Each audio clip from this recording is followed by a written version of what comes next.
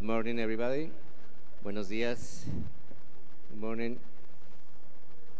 We have to start the conference, and it's a great honor for me and pleasure to introduce you, Professor Will Kymlicka.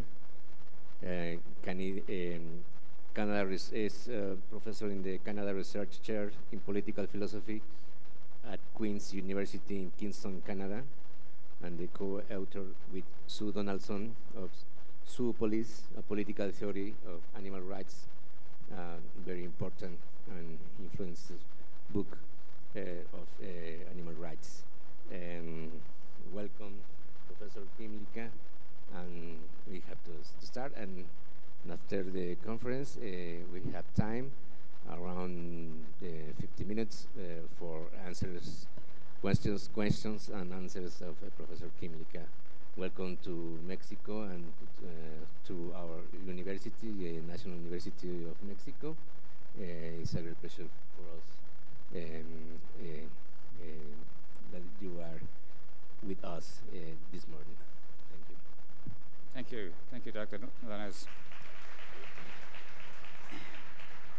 And thanks to the organizers for inviting me. It's great to be back at Minding Animals. So I want to talk about human rights and animal rights. One of the questions that animal rights advocates get all the time, at least in my experience, is why don't you care about human rights? And the short answer is we do care about human rights. The survey data shows, and I'll talk about this later, that people who endorse animal rights tend to be very strong supporters of human rights as well, more so than average citizens. And so animal rights advocates are in fact very consistent supporters of human rights. However, there are often problems from an animal rights point of view with the way human rights are framed and discussed. Much of the discourse around human rights has been framed in a way that is complicit in or invokes species hierarchy, invokes ideas of human supremacy over animals. And in that way, the human rights discourse is complicit in what I think many of us view as a kind of ongoing moral catastrophe of our relations with animals. I won't give you all the numbers. Rod went through that in his talk. And the way in which the human rights discourse has appealed to ideas of species hierarchy has made it, I think, as I say, complicit in some of that mistreatment of animals, and has helped to reinforce the idea of species entitlement that many humans have to use animals for our own purposes. And this link between species hierarchy and human rights goes back really to the beginning of the Universal Declaration of Human Rights in 1948. So one of the first and foremost theorists of the Universal Declaration, Jacques Maritain, when he was explaining to the world what was the point of having a Universal Declaration of Human Rights, he said, and I quote, that the purpose of human rights is to insist on the radical distinction between persons and all other beings, to elevate humanity above animality, and to liberate humanity from the animality which enslaves him. So for Maritain and many of the other people involved in the Universal Declaration, it was crucial that human rights are above elevating humanity above animals. And a more recent expression of the same idea is in George Kateb's recent book, in which he says, and I quote, "The core idea of human dignity is that on Earth, humanity is the greatest type of being, and that every member deserves to be treated in a manner consistent with the high worth of the species." So we've got a long history of connecting the defense of human rights to the idea of human supremacy. And as an animal rights advocate, I would like to find a way of talking about human rights that doesn't involve invoking species hierarchy. And that's basically what I want to do in the talk, is explore different ways of thinking about human rights without invoking species hierarchy. And I think it's worth noting that despite Maritain and Kateb, not all of the discourses around human rights invoke the idea of species hierarchy. And in a way,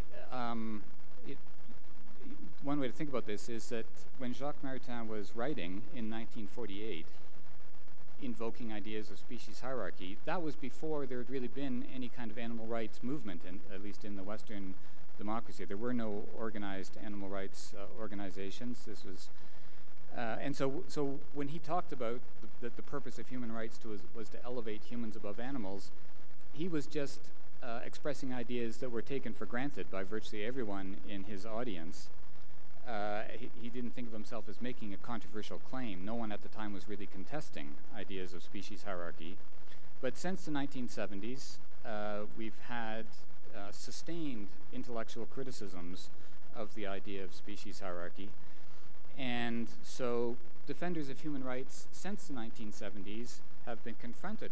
They can't just take as a given the idea of species hierarchy. They know that there is this significant literature criticizing arguments for species hierarchy.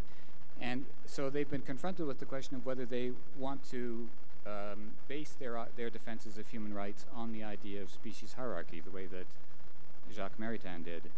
And I think we see a movement from the 1980s forward that at least some theorists of human rights have deliberately decided not to base their defense of human rights on human supremacism. So, for example, again, in the 1980s, some of the first actually book-length discussions of the theories of human rights in the English language by Henry Shue or James Nichol or Joel Feinberg, they all offered what I take to be a non-supremacist theory of human rights, in which they basically argued humans have some what they called essential basic interests or essential interests, which are subject to some standard threats, and the purpose of human rights is to protect the basic interests from these standard threats. And that way of thinking about human rights does not inherently preclude the possibility that animals also might have basic interests or essential interests and might also face standard threats and therefore might be entitled to rights. And indeed, Feinberg, in a famous article, acknowledged that. He said that it was quite consistent with his account of rights that animals too could be bearers of rights. And James Nichol has a footnote in his book on human rights saying that he acknowledges that it's possible that the logic of his defense of human rights could also defend animal rights. I should emphasize that neither Feinberg nor Nichol actually come out and defend animal rights, but I still call them non-supremacist theories of human rights because they left it as an open question whether their justification for human rights could also be a justification for animal rights. And that's different from Maritain. So for Maritain, it was part of the success of a theory of human rights that it not just defend the idea that humans have rights, but it must also show that animals do not have rights. So that's what I'm calling a supremacist theory of human rights, one which does not only seek to show that humans have rights, but also tries to show that animals do not have rights. That's a supremacist theory of human rights. And so Jacques Maritain and Georges Kriteb and others that I'll go on to discuss have supremacist theory of human rights, but Feinberg and Nichol and Shue did not. They left it as it wasn't a test, from their point of view, it was not a test of success of a theory of human rights that it must exclude the possibility that animals have rights. And I think that way of thinking, this kind of non-supremacist account of human rights, which emerged in the 1980s, actually developed further in the 1990s and into the 2000s. We actually saw a kind of explosion of theories of human rights in the 1990s and 2000s, and a new array of ways of thinking about human rights, all of which were non-supremacist on my definition. So, for example, Martha Feynman developed an account of human rights based on the idea of vulnerability, that the purpose of human rights is to protect vulnerability. Martha Nussbaum and Amartya Sen developed an account of human rights that are about capabilities and flourishing. Fiona Robinson developed a theory of human rights based on a feminist ethics of care. Judith Butler developed an account of human rights as protecting precarious life. So these were all new and, in my view, innovative ways of thinking about human rights that actually enriched the kind of moral vocabulary we have for discussing human rights. So Feinberg and Shue had this quite Spartan vocabulary of interests and needs, And in the 1990s and 2000s, it was enriched with these ideas of capabilities, vulnerability, subjectivity, precariousness. And all of these are non-supremacist defenses of human rights in the sense that they leave open the question whether those ideas are also applicable to animals and whether these could also be grounds for claiming that animals have rights. And because they left that as an open question, animal rights theorists, including some people in this audience, took those ideas and pushed them towards developing accounts of animal rights. So Annie Satz took Martha Feynman's account of vulnerability and showed how it could be used to defend rights for animals. Martha Nussbaum herself took her account of capabilities theory as a grounds for human rights and showed how it could be used to defend animal rights. Various care ethicists, including Laurie Gruen and Carol Adams, have shown how a care-based account can be applied to defend animal rights. Chloe Taylor and others have shown how Judith Butler's idea of human rights as a protection for precarious life can be applied to animals who also clearly have precarious life in our society.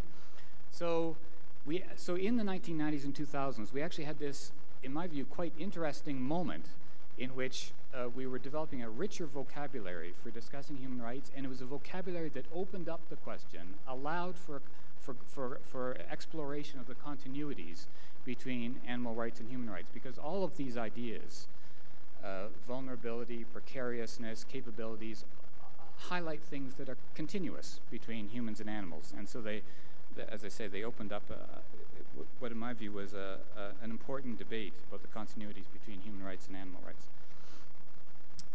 However, in the past 10 years, I would say, we have seen a reaction against that, a counter-reaction, let's say, and an attempt in human rights theory to reassert species hierarchy, to reinsert human supremacism into the foundations of human rights. And there are various versions of this, and this is what I'm worried about, is that in the past 10 years, various theorists of human rights have attempted to add back in human supremacism to the defense of human rights. And there, as I say, there are various versions of this, but I want to focus on one, which are sometimes called the new dignitarians.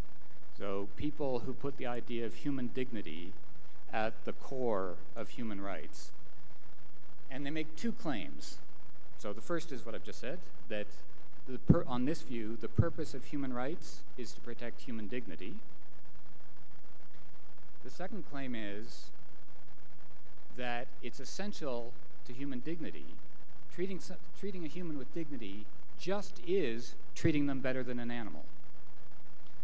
That it's a constitutive feature of human dignity is the superiority to animals.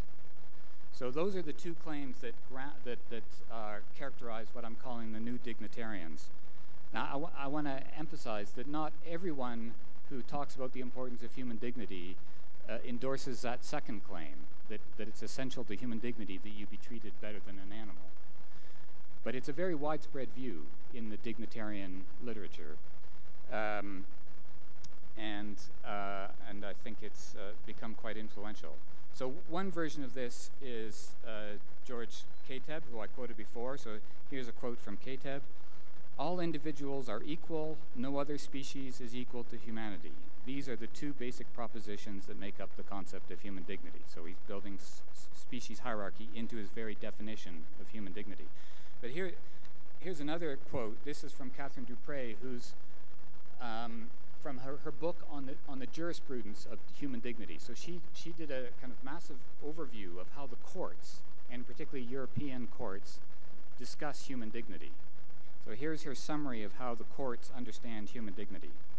"The legal system of human rights protection in Europe rests on the assumption that as human beings, we are born with the unique quality of dignity that distinguishes us from other beings, primarily animals, justifying and explaining the special protection of our rights." And then she goes on to give an example of what this means in practice, focusing on the example of work. "In the context of work relationships, where employees tend to be considered by employers as disposable and interchangeable production units, the Kantian distinction between value or market price that can be attributed to things and animals, and dignity or intrinsic worth, which is an exclusively human quality, has never been more relevant. So this to my mind, is a kind of paradigmatic expression of the new dignitarians. So just, it's worth pausing over that passage about work. So here's the situation she's imagining. Employers are mistreating employees. They're instrumentalizing their workers. They're treating their workers in an instrumental way. So what's the response? So some humans are mistreating other humans. Some humans are instrumentalizing other humans. What's the response by the new dignitarians? The response is to say, you're making a mistake. You're instrumentalizing humans. You should be instrumentalizing animals. That is the way she takes to be at the core of the human rights jurisprudence in Europe. So in other words, if some humans are instrumentalizing, are harming, treating unjustly other humans, the response is to throw animals under the bus. That's essential to the new dignitarian jurisprudence. So we can see another example of this at a more philosophical level in the work of Jeremy Waldron. So Waldron has written extensively on human dignity as the basis for human rights. And he develops an account about human dignity based on the idea that humans have a high rank. And what he means by humans having a high rank is partly that so he's partly talking about distinctions amongst humans, that historically, for example, peasants had a different rank than aristocrats. And what we've done through the idea of human rights is leveled up, so that certain rights which used to be attributed only to aristocrats are now attributed to everyone. So for example, the right to a jury of your peers, the right to be tried by your peers, was a right that used to be only attributed to aristocrats, and now we've attributed to everyone. So we've elevated everyone to a high rank. But Waldron also emphasizes that part of what it is to recognize the high rank of humans is to recognize their supremacy over animals. And this is fundamental to Waldron's conception of human dignity.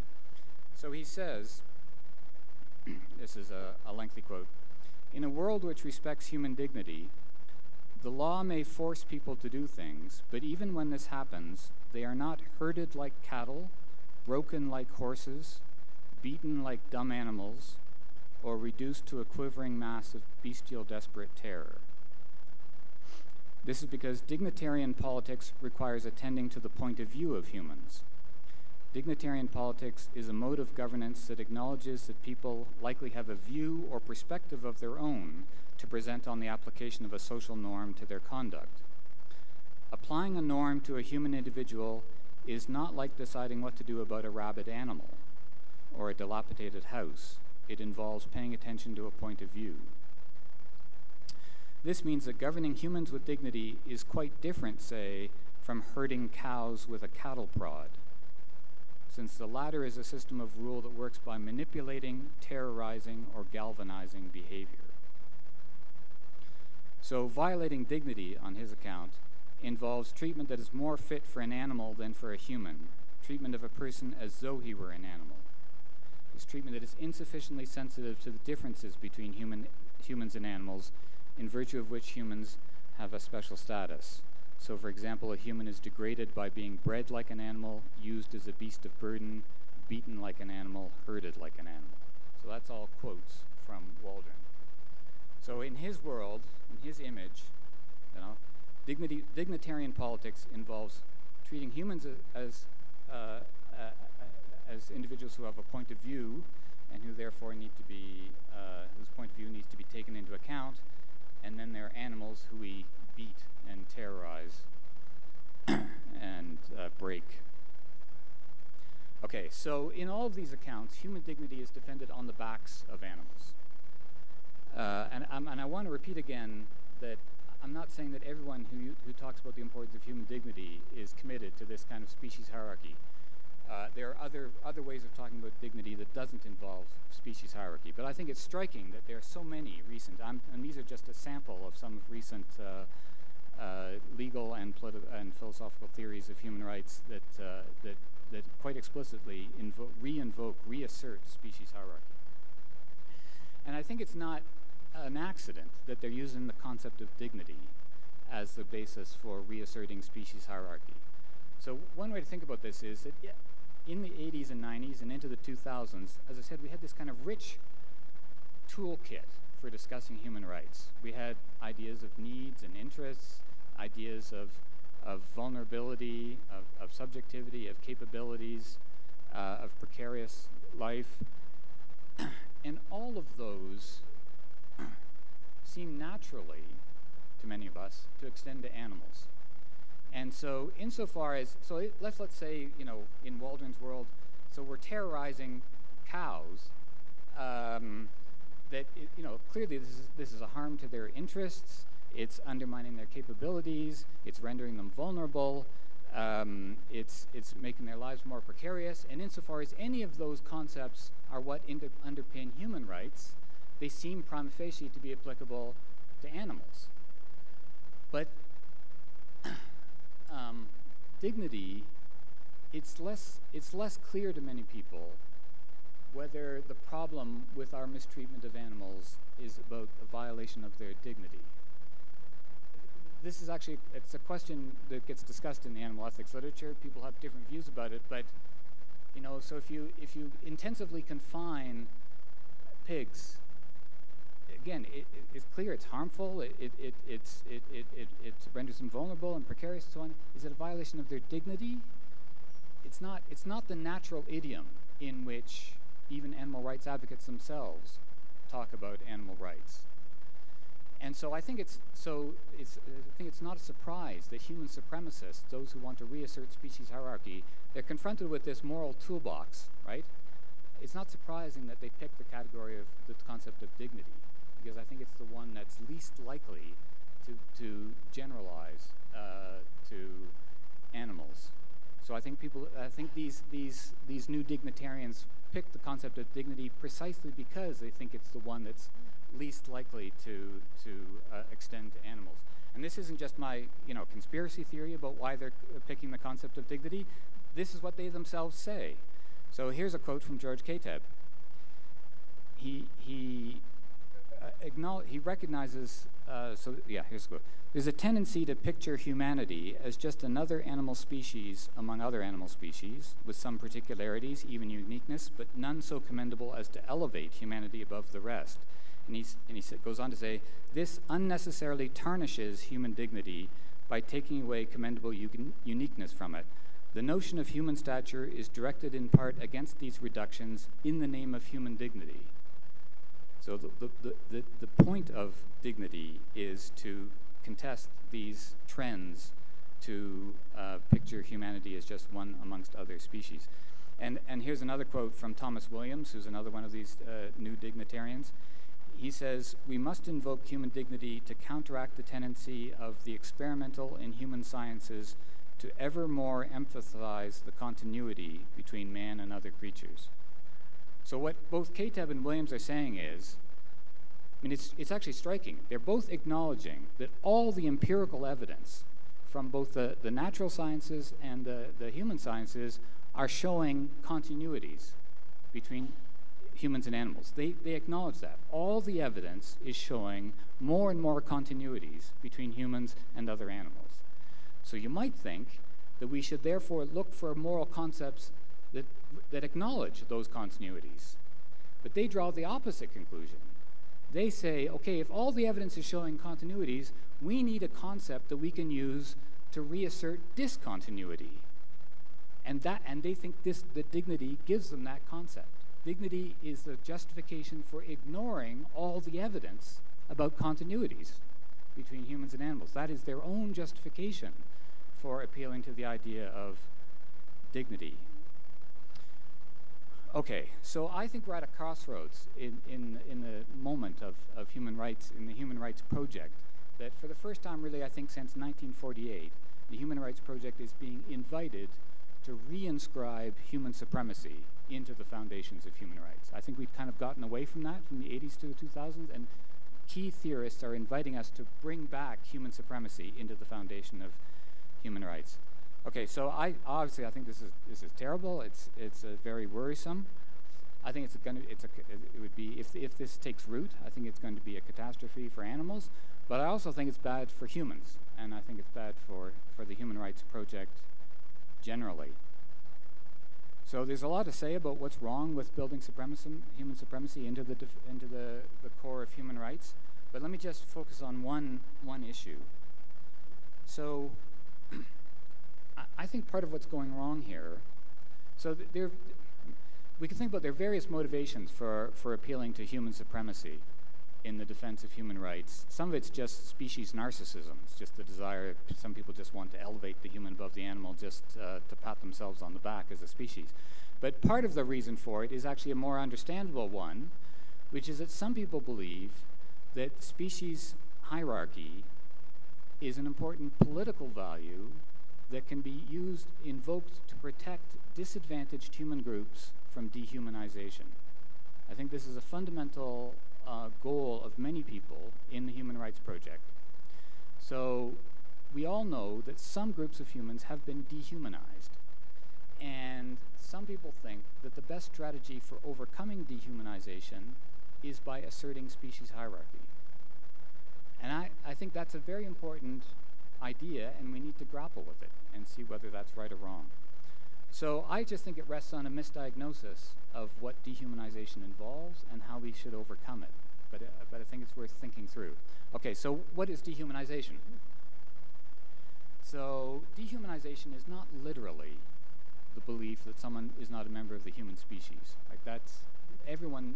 When blacks or immigrants or refugees or women or gay people or people with disabilities are dehumanized, it's not that people don't recognize they're members of the human species, that they're Homo sapiens. Dehumanization is actually it's a more complicated phenomenon. What it is failing to recognize. It's about what are the characteristics we attribute to people, and in general, everyone recognizes that we share certain characteristics with other animals. These are often called primary qualities, like, for example, pleasure and fear. Everyone recognizes that many animals also feel pleasure and fear, so those are not uniquely human. But there are some qualities that are seen, rightly or wrongly, as uniquely human. For example, shame, or regret, or curiosity. These are often seen as uniquely human.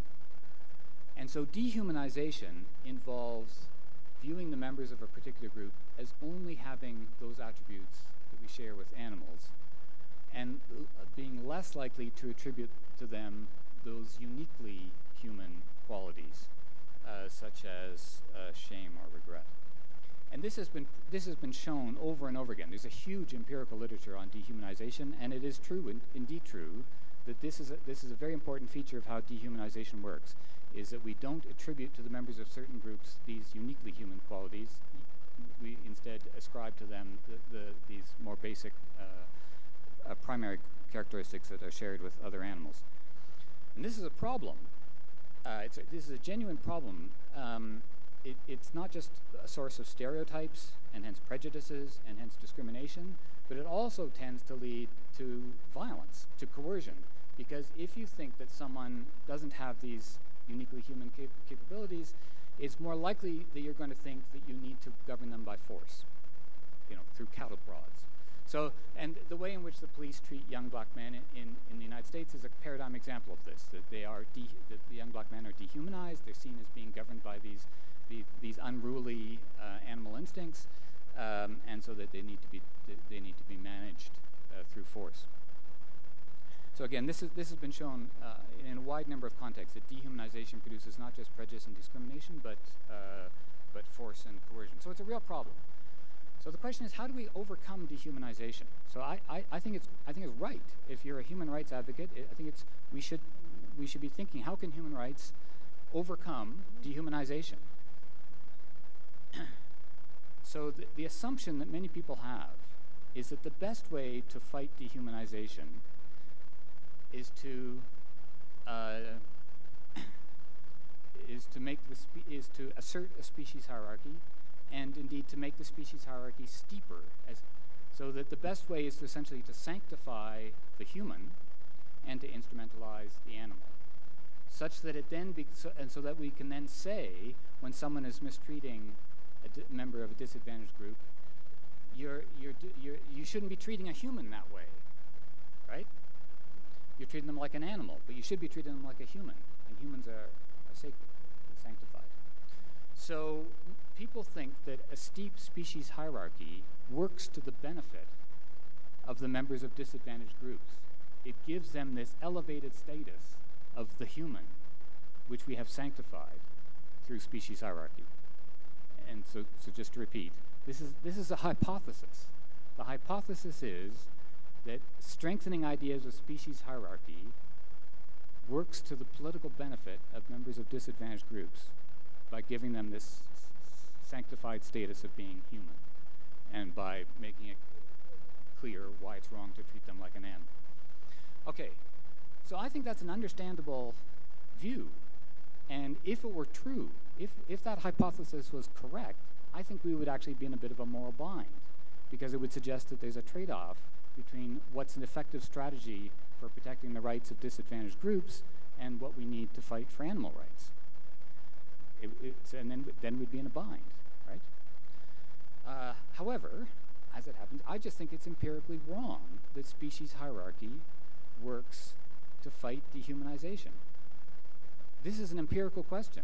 It's a social science question. What is the impact of a belief in species hierarchy on attitudes and behavior towards the members of outgroups? And as it happens, this has been studied in many different contexts, and all the evidence shows that strengthening species hierarchy is bad for dehumanization. It makes it worse. So this has been studied in any number of ways. So we know that there's various scales out there for studying people's assessment of species hierarchy. Those who more strongly believe in species hierarchy are more likely to be prejudiced against racial minorities, against refugees, against women, against people with disabilities. And this is not just a statistical correlation, it's actually causal. So they've done these neat experiments in which they divide the room in half, and the people on this side get a newspaper article talking about how science has shown that humans and animals are much more continuous than we thought. That lots of things that we used to thought of as uniquely human are in fact shared by many animal species. And this side of the room gets a newspaper article about how science has shown that human uniqueness, that humans really are unique, and that we have these unique capabilities. And then people are asked, after having read this article, about their attitudes towards various outgroups. And those who got the story about human-animal continuities expressed much more respect for rights of outgroups than those who got the story about species hierarchy. And this has been replicated not just amongst adults, but amazingly amongst children. Like, you do the same experiment with 8-year-olds, and the 8-year-olds who are taught species hierarchy express greater prejudice against racial minorities. It's extraordinary. So I think all the evidence shows that species hierarchy exacerbates rather than reduces dehumanization, right? So if we want a human rights practice that works to fight dehumanization, I think we need to reduce, not expand species hierarchy. I think that's what the social science evidence shows. So that may seem puzzling to you, and if you're interested, we could talk in the question period about what are the mechanisms that underpin this. The social psychologists who do these studies were not surprised. It fits exactly what their underlying theories about how prejudice works. But rather than talk about those theories of social psychology, let me just give you an example, which I think helps to illustrate why we shouldn't be surprised that species hierarchy exacerbates dehumanization. So here's a concrete case. That in the United States and Canada lately, one of the big issues has been about solitary confinement. And we know that solitary confinement of prisoners is rooted in dehumanization. The people who are put in solitary confinement are viewed as animals who need to be caged. And these are often there's a huge racial disparity in this, so it's often people of color who are subject to this. So this is seen as a major human rights issue in North America. And when people try to persuade citizens and the government that this is a human rights problem, the use of solitary confinement, people note the similarities between solitary confinement of prisoners and putting animals in a cage in a zoo. That parallel is ubiquitous in the literature and the advocacy, including the legal cases around solitary confinement. But you can imagine two different ways of talking about that analogy between the solitary confinement of prisoners and putting animals in cages in a zoo. A supremacist way of doing it and a non-supremacist way of drawing that analogy. So the non-supremacist version would say that there are continuities between these two cases, continuities in the harms and the wrongs, because it's wrong to take any sentient member of a social species and isolate them. That's a form of social death that's being imposed on the animal in a cage in a zoo, just as it's a form of social death being imposed on the prisoner in solitary confinement. So that it's wrong to take a member of any social species and impose this form of social death on them. And that if people were thought seriously about what's wrong about putting animals in a cage in a zoo, they would understand what's wrong about putting humans in solitary confinement. So that's the non-supremacist version of drawing the analogy between zoos and solitary confinement. The supremacist version says there's nothing wrong with putting animals in a cage in a zoo. The problem with putting humans in solitary confinement is that we're not elevating the human above the animal. That dignity requires treating humans as better than animals. So while it's okay to do this to animals, it's not okay to do it to humans, because that's not recognizing the unique superiority of humans over the animal. Which means, so what's wrong with solitary confinement is not that it's a form of social death, it's not that it leads to various forms of mental illness, that it leads to various kinds of mental trauma and post-traumatic stress disorder, because all of that's true about animals as well. Those aren't the reasons why it's wrong to treat humans this way. It's because we're not sufficiently respecting human dignity, this thing that distinguishes us from humans from animals. So I'm curious to know your reaction. Which do you think is the most effective way of trying to persuade people that there's something wrong with solitary confinement? Is it by highlighting the continuities between the wrongs that's involved in zoos and solitary confinement, or is it instead by appealing to this supremacist idea of human dignity? So my hunch is that if we got people to understand what's wrong with keeping animals in zoos, it would be much easier to persuade people that solitary confinement is wrong. I think that I don't know that any. Yeah. Okay.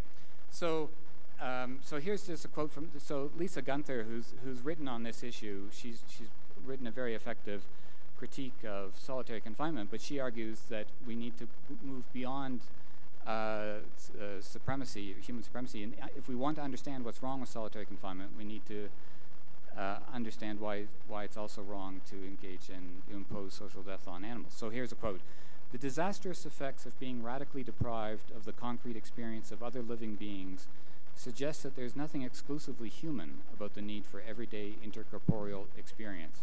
It is not primarily as human beings with a presumably inherent sense of dignity and freedom that we are affected by solitary confinement and sensory deprivation, but as living beings, sensible flesh, with corporeal relations to other embodied beings and to an open field of overlapping experience in a shared world.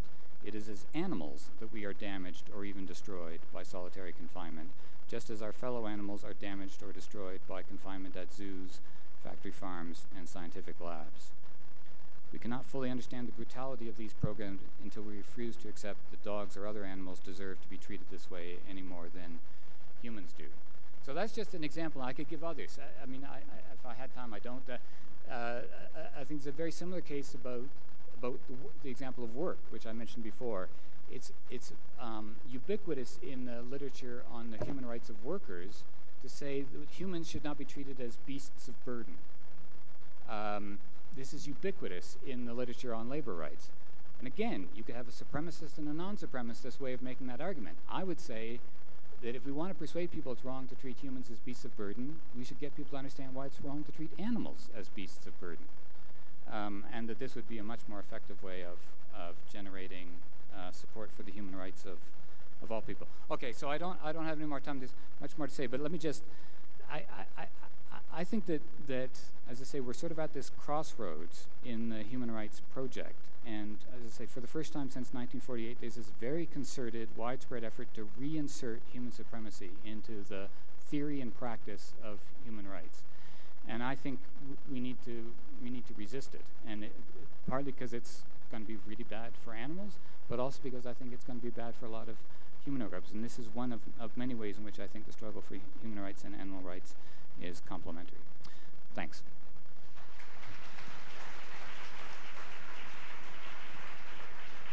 Thank you. Thank you very much, Professor Kymlicka. Very interesting conference. Okay, questions. And we take two in rounds of two. First of all, please. Yes. Thank you. I have two very quick questions. The first one is, what do you think about linking this project of the making human rights without humanism with the literature on human rights, or the political account of human rights?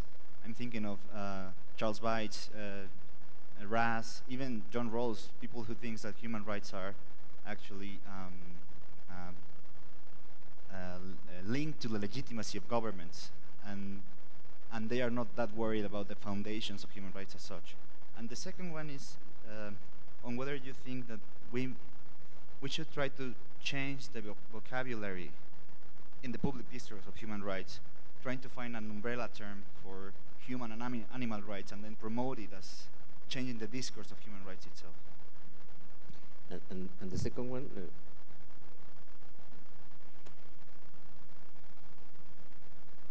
Thank you. Just a quick question. Do you think, in the minds of the dignitarians, that they can imagine a world where we don't treat animals the way that we do?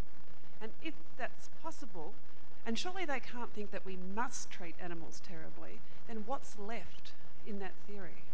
Because if we didn't instrumentalise animals, then what good would that distinction do? And then what would be the grounds for human rights? Yeah, so good. So on the first question, in my own work, I'm very sympathetic to political accounts of human rights, which tie them to. So for those who aren't familiar with this debate, there's an older way of thinking about human rights, which is you sort of take an abstract human being and you say, what do I owe this other human being, just in kind of in a context-free, without any description of the context or any history, just what do I as an abstract human being owe another abstract human being? That's an old way of thinking about human rights. The political way of human rights is asking what's the function that we want international norms of human rights to serve, and or what are the problems we're trying to remedy through the framework of human rights, and in particular, how does it, what role does it play in ensuring the legitimacy of political institutions? So I'm very sympathetic to that political account. I think we need to bring in this institutional context in order to make sense of what we want human rights to achieve, and I think that the animal rights fits perfectly in that, because animals are subject to our governance. They're subject to our institutions, and I think that their interests fit within a political account of rights.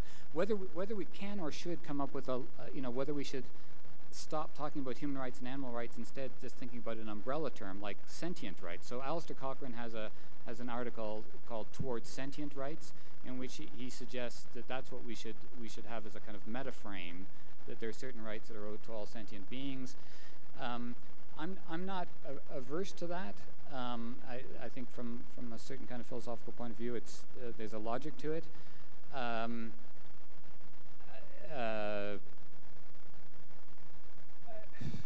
But I'm also not committed to it. I think that we could, if we ended up having, a Universal Declaration of Human Rights and a Universal Declaration of Animal Rights, I don't think that's necessarily wrong, that we're addressing them in two different documents and under two different headings. It would obviously depend on what the substantive content is.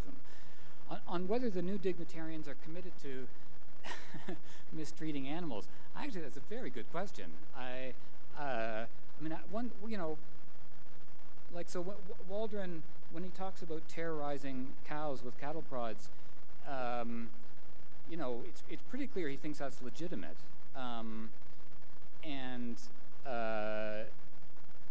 But is he committed to saying that we should be doing that? And if he accepts that we might one day overcome that, what then would be the distinction between?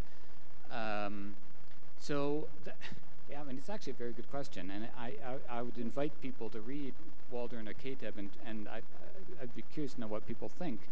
I actually, in Waldron's case, and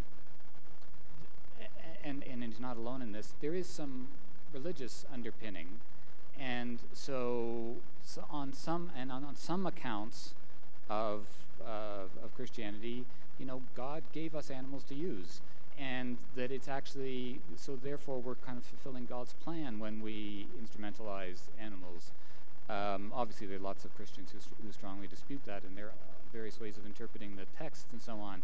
But I think that for many of these dignitarians, it's not at all clear that they would want to move to a world in which we weren't instrumentalizing animals. This idea, we sanctify the human. It's a very strong part of this whole framework that our dignity consists in our superiority over animals, and so I don't think they would be keen to give up on that. Okay, another question? Another two questions? No? We are over time. Oh, it's a shame. But thank you very much. Thank you. Kymlicka. Totally agree with you.